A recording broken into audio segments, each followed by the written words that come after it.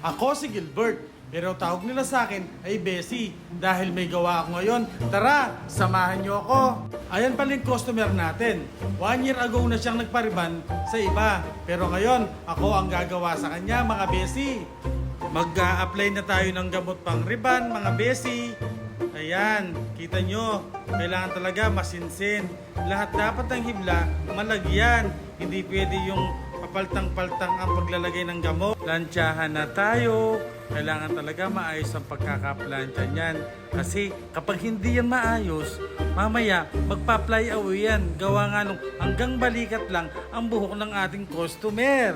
Inapplyan ko na siya ng neutralizer kasama ang burgundy na cellophane niya, mga Bessie. Ayan na yung resulta ng riban niya, mga Bessie. Kita nyo naman.